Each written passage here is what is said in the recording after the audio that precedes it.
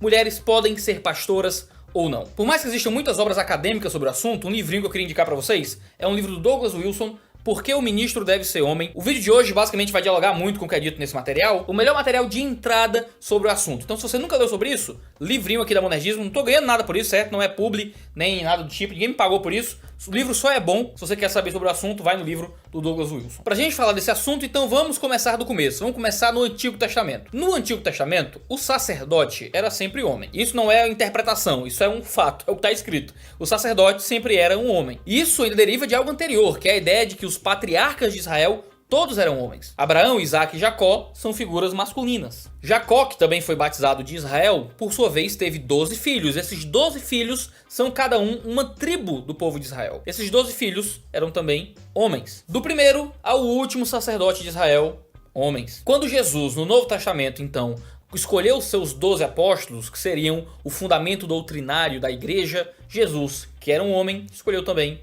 12 homens. Jesus certamente tinha mulheres talentosas e capacitadas para escolher, mas ele não o fez. Ali era o melhor momento para reformular e mudar qualquer comportamento prático da vida do povo de Israel. E Jesus não o fez. Jesus continuou uma prática que era muito comum no Antigo Testamento, que era a liderança religiosa masculina. Por que Jesus não mudou as coisas? A nova aliança era a melhor forma de mudar preceitos patriarcais ligados às estruturas religiosas de Israel ou a situações meramente cerimoniais ou vencer padrões culturais ruins. Mas Jesus mantém essa estrutura de liderança religiosa masculina no Novo Testamento. O que nos chama mais atenção ainda é o fato de que no mundo antigo, tanto no Antigo Testamento como no Novo Testamento, no tempo de Jesus, religião era coisa de mulher. Você tinha geralmente sacerdotisas. Orar em público era um ato estritamente feminino. Jesus não estava indo contra a cultura do seu tempo ao estabelecer apenas homens. Jesus não estava se submetendo a uma cultura machista do seu tempo ao escolher apenas homens como líderes da igreja. Na verdade, Jesus estava indo contra a cultura do seu tempo. O que Jesus estava fazendo era justamente fazer com que as pessoas ficassem escandalizadas. Porque o normal era que mulheres fossem líderes religiosos e não homens. Jesus teve que ir contra a sua cultura e certamente deixar algumas pessoas em volta escandalizadas e ressabiadas ao escolher apenas lideranças masculinas. Se no antigo Israel nós tivéssemos sacerdotisas, ou se Jesus tivesse chamado mulheres para as fileiras apostólicas, isso teria feito o povo de Israel e a igreja cristã mais aceitáveis culturalmente. Mas o caminho de Deus foi o oposto. Foi criar estruturas que eram estranhas para a cultura. Ah, Iago, mas você está só citando fatos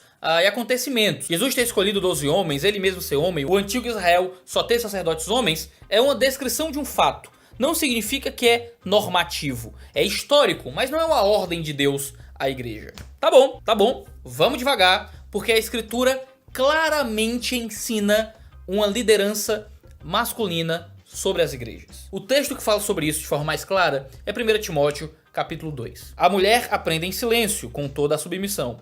E não permito que a mulher ensine nem exerça a autoridade de homem.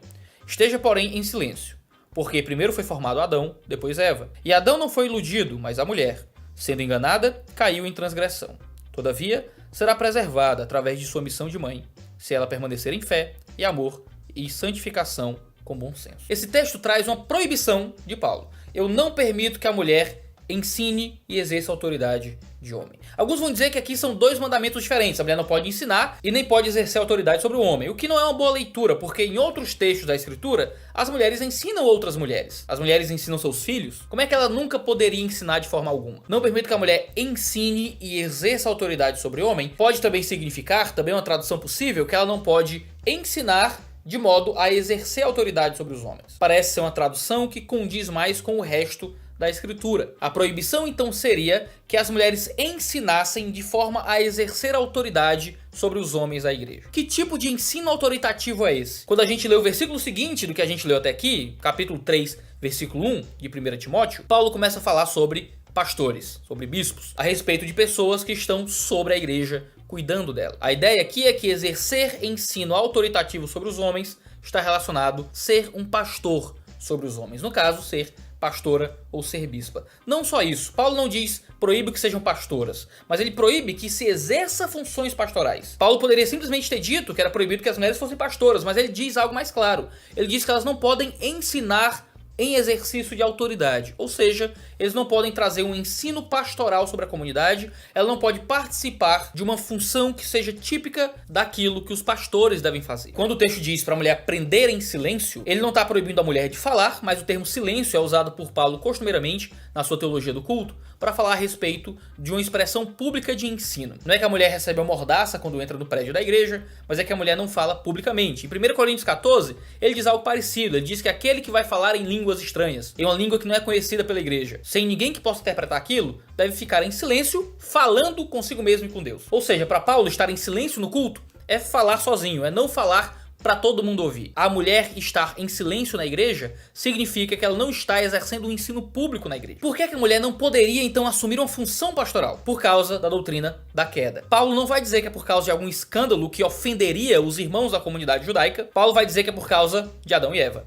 Ou seja, é um padrão transcendental que afeta todos os homens. Não é porque Paulo era um misógino machista, Paulo está transmitindo a palavra de Deus e está interpretando o Antigo Testamento. E ele está dizendo que a mulher caiu em pecado. A mulher caiu em pecado justamente porque a mulher tentou exercer autoridade sobre o homem. Uma vez que ela recebeu o ensino de Satanás e exerceu esse ensino demoníaco sobre o seu marido pecou, e então seu marido foi responsabilizado pela queda do mundo. Por causa dessa estrutura não da criação, mas da queda, a mulher não deveria exercer ensino sobre a igreja. E com isso, a mulher não deveria exercer funções pastorais. Pelo contrário, a mulher deveria exercer feminilidade através da sua missão de mãe. Aqui então a mulher é indicada a um cuidado com sua família, não um cuidado com a sua igreja. A função do homem seria mais pública no contexto de culto, enquanto a da mulher seria mais privada em um contexto familiar. Paulo não está dizendo que isso é porque as mulheres são incapazes. Ele não está dizendo que mulheres são menos qualificadas do que os homens. Não é porque a mulher é mais propensa ao erro ou algo parecido. Paulo não está dizendo que os homens são melhores do que as mulheres. Se assim fosse, bastava encontrar uma mulher que fosse mais inteligente que um homem e pronto. O argumento de Paulo seria inconclusivo. O que Paulo está dizendo é que há uma estrutura que Deus organizou por causa da queda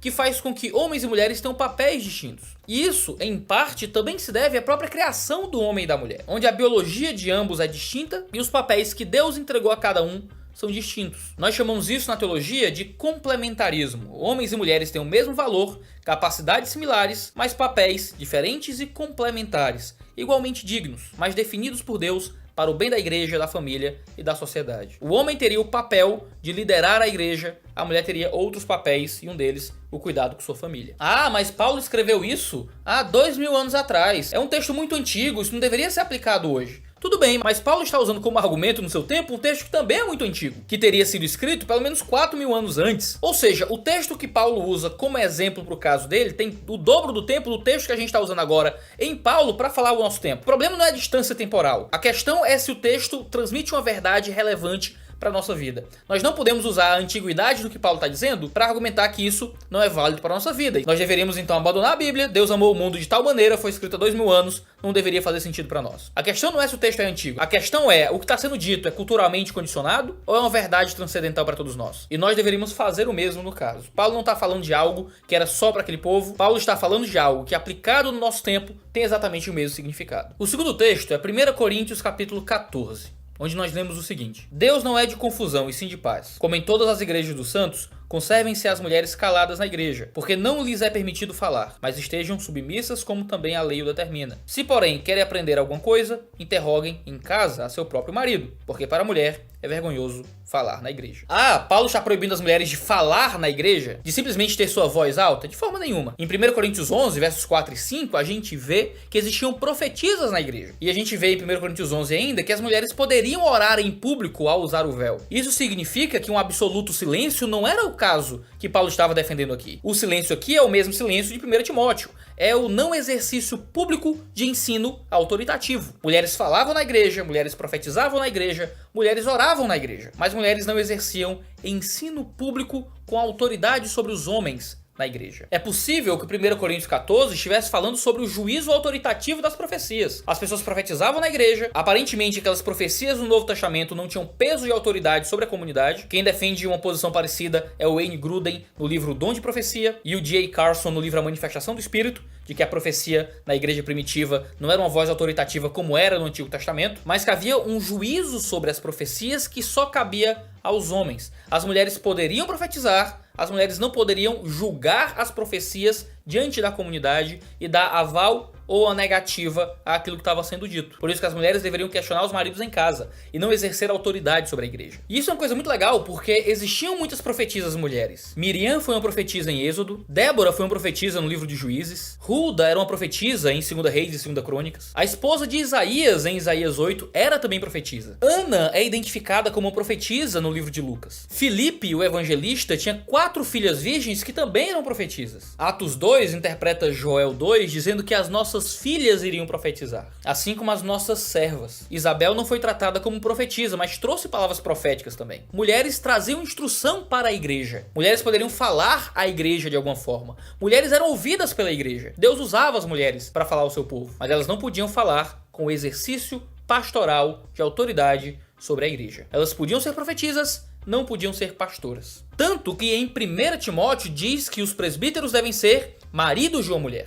Ele não diz em nenhum momento que as mulheres devem ser presbíteras. Ele não diz em nenhum momento que o presbítero tem que ser marido de uma mulher ou a presbítera esposa de um homem. É só marido de uma mulher. Ponto. Não existe outra perspectiva a respeito disso. A Bíblia também não diz em nenhum momento que mulher de pastor é pastora, de que existe alguma unção familiar em que uma vez que um homem é consagrado ao ministério, a sua mulher se torna pastora também, a reboque do marido. Tem um monte de pastor aí que só é pastora porque casou com um pastor, o que não tem absolutamente nenhuma base do Novo Testamento. Mas Iago, a Bíblia diz em Gálatas 3 que não existe nem homem nem mulher no reino de Deus. Sim, mas ele está falando sobre salvação, não sobre serviço na igreja. Ele diz que não há homem nem mulher no sentido de que Jesus salva ambos e que diferenças entre as pessoas não impedem a salvação. Ele não está dizendo que agora deixamos de ter um sexo e papéis definidos dependendo de cada sexo. Mas Iago, Débora foi pastora no Antigo Testamento, está lá no texto. Está, mas Débora foi literalmente pastora de ovelhas. O termo pastora no Antigo Testamento ainda não se referia ao ato de cuidar de uma igreja. Débora cuidava de ovelha, e isso não significa que uma mulher pode ser pastora simplesmente porque existiam mulheres que cuidavam de ovelhas no Antigo Testamento. É uma aplicação completamente infundada do que está lá. Mulheres nunca foram sacerdotisas no Antigo Testamento,